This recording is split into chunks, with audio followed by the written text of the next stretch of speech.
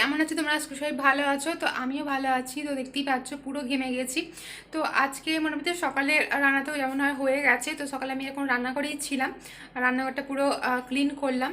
তো আজকে একটা রেসিপি তোমার সাথে শেয়ার করবো, যেটা তোমরা টাইটেল থেকেই বুঝেই গেছো। তো সুজি দিয়ে মালপুয়া, যেটা আমি আজকে ট্রাই করব।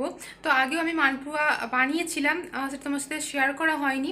মানে আমি ভিডিও করার আগে বানিয়েছিলাম, তখন আমি ব্লগ করতাম না, তখন অনেক দিন আগে বানিয়েছিলাম মালপুয়া মুগের ডাল আর ময়দা দিয়ে বানিয়েছিলাম। তো রসে ডোবাইনি, নর্মালি যেমন ভাজা মালপোয়া হয় সেটাই আমার বেশি ভালো লাগে, তো ভাজা মালপোয়াই বানিয়েছিলাম। তো তারপরে অনেক দিন হয়ে গেছে আর মালপোয়া বানানোই হয়নি। তো আজকে আমি তাই একটু অন্যরকমভাবে বানাবো, সুজি দিয়ে মালপোয়া বানাবো। তো সেটাই তোমার সাথে আজকে শেয়ার করবো। খুবই ইজি, তাড়াতাড়ি হয়েও যাবে আর খেতে কিন্তু ভালো ভালো হয়। আমি রসে ডোবাবো না, আমি নর্মালি আমি ভাজাই আজকে করব। অন্য দিন আবার রসে ডোবাবো, কারণ রসে দিয়ে আমার অতটা ভালো লাগে না, ভাজাই ভালো লাগে। তাই আজকে আমি নর্মালি ভাজাই করব। তো আমি রান্না করে সেটাই সব কিছু রেডি করে নিয়েছি।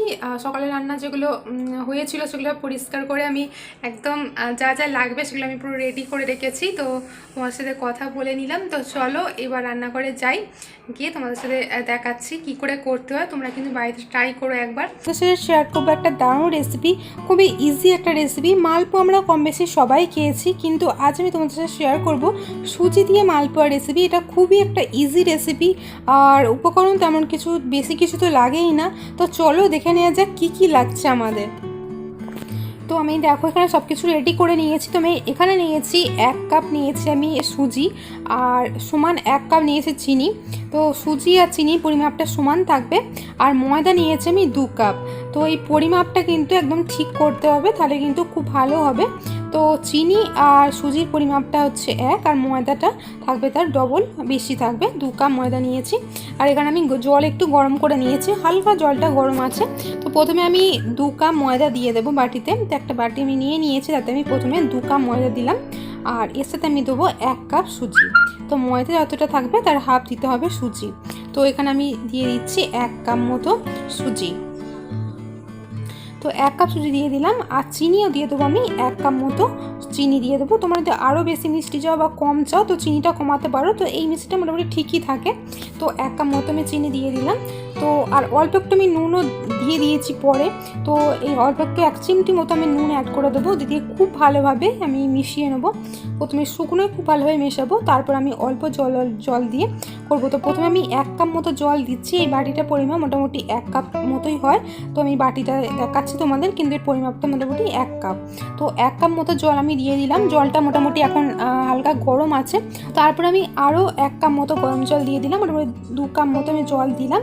তো জল দিয়ে দেখো খুব ভালোভাবে আমি কিন্তু এটাকে মিশিয়ে নিচ্ছি। একদম খুব ভালোভাবে মেশাতে হবে, যতক্ষণ ধরে তুমি ফেটাতে পারবে খুব ভালো এটা সফট হবে।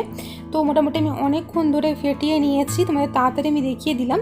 তো মোটামুটি খুব ভালোভাবে ফেটিয়ে নিয়ে আমি এখন ঢাকা দিয়ে 15 মিনিট জন্য রেখে দেবো। তো এর বেশি রাখার দরকার নেই, মোটামুটি 10 থেকে 15 মিনিট মতোই রাখতে হবে। তো দেখো আমি 15 মিনিট বাদে ফিরে এলাম, মোটামুটি একটুখানি ফুলে যায় সুজিটা। তো এরপরে মোটামুটি আমি আরও 10 মিনিট মতো খুব ভালোভাবে ফেটিয়ে নেবো। আর ওদিকে আমি কড়াইয়ে তেলটা কিন্তু বসিয়ে দিয়েছি। তো এদিকে আমি আরও খুব ভালোভাবে ফেটিয়ে নিচ্ছি, একদম যাতে খুব ভালোভাবে ফোলে। তুমি একদম খুব ভালোভাবে ফেটিয়ে নিয়েছি, যত ফেটানো যাবে তত সফট হবে আর অনেকটা ফুলবে। তো এদিকে কড়াই আমি তেল বসিয়ে দিয়েছি, আমি রিফাইন্ড অয়েল দিয়ে দিয়েছি। এবার আমি 1 হাতা মতো আমি দিচ্ছি একবারে। তো একবারে আমি 1 হাতার মতো তুলে দিয়ে দিলাম। তো তোমরা এবার দেখতেই পাবে এটা কত ফুলে উঠবে, পুরো লুচির মতো কিন্তু ফুলে যাবে। তো দেখতেই পাচ্ছ, দেখো পুরো লুচির মতো ফুলে উঠেছে। তো এবার আমি লাল লাল করে ভেজে নেবো এটা। আমি এখন গ্যাসের ফ্লেমটা এখন কমিয়ে রেখেছি, যাতে ভেতরটা পর্যন্ত সেদ্ধ হয়ে যায়। তো সেই জন্য তো দেখো মোটামুটি লাল লাল হয়ে গেছে। তোমরা চাইলে আরও ডিপ ফ্রাই করতে পারো, তো আমি মোটামুটি এরকমই রেখেছি। তো আমি এখন তুলে নিচ্ছি এটা।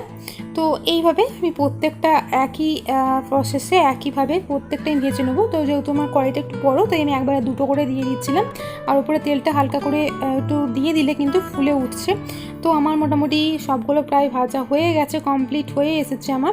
আমাদের অল্প করে দেখালাম, দেখতেই পাচ্ছ আমার সবগুলো আমি ভেজে নিয়েছি। তো মোটামুটি আমার এতগুলো মতো হয়েছে। তো খুব নরমও হয়েছে আর খেতে কিন্তু খুব ভালো হয়। আর তোমরা চিনির পরিমাপটা তোমরা নিজেদের পরিমাণ মতো দিও, কিন্তু এই পরিমাপে চিনিটা কিন্তু ঠিকই আছে, না বেশি না কম। তো আমার কিন্তু খুব ভালো লাগছে, অনেক দিন বাদে তৈরি করলাম, তো ভালোই লাগছে খেতে। আর এটা কিন্তু পরের দিনও খাওয়া যায়, পরের দিনও কিন্তু খুব ভালো থাকে, তো তোমরা কিন্তু ট্রাই করতে পারো। আমার মালপোয়া অনেকক্ষণ আগেই রেডি হয়ে গেছে, তো তারপরে অনেকক্ষণ বাদে তোমার সাথে আবার কথা বলছি। তো এখন আমি খাচ্ছিলাম সোন পাপড়ি, যেটা আমার খুবই একটা প্রিয় খাবার, দেখতেই পাচ্ছ। এটা এখনও আছে, অনেকটাই আছে মোটামুটি। তো সোন পাপড়ি আমার খুব ভালো লাগে খেতে, আর ট্রেনে তো বিক্রি হয়, তবে শপিং মলে এগুলো আরও বেশি ভালো লাগছে খেতে। তো অনেকদিন বাদে আবার কিনলাম, তো সেটা আমি এখন খাচ্ছিলাম। আর একটা আমার নিউজ চ্যানেলের ভিডিও আমি করে নিলাম, এটা শপিং হল, ফ্লিপকার্ট আর মিন্ত্রা শপিং হল হবে, ড্রপও থাকবে আর সব কিছু থাকবে। তো সেটা তোমরা আমার নিউজ চ্যানেলে দেখতে পারবে। তোমরা তো জানো আমার একটা নিউজ চ্যানেল আমি এখন কিছুদিন হলে ওপেন করেছি, তার নাম হলো বি বিউটিফুল উইথ প্রিয়াঙ্কা। আমি কমেন্টে লিঙ্ক তোমার সাথে শেয়ার করি, প্রতিটা ভিডিওতে তোমার সাথে শেয়ার করি, তোমরা ওখানে গিয়ে কিন্তু দেখতে পারো। তো এটা আমার ভিডিওটা করা হয়ে গেছে, কিন্তু এখন এডিটটা বাকি আছে, তো এডিটটা করতে হবে। ভিডিওটাই জাস্ট হলো, তো এডিট করতে একটু টাইম লাগে। তো এটা মোটামুটি হয়ে গেছে আজকে। তো আজকের মতো এইটুকুই, আর বেশি কথা বাড়াবো না। তোমরা ঝটপট রেসিপিটা দেখে নিয়ে করে নিতে পারো, আর আমিও ফিরে আসবো নতুন কোনো রেসিপি নিয়ে। তো আজকের মতো এইটুকুই, টাটা।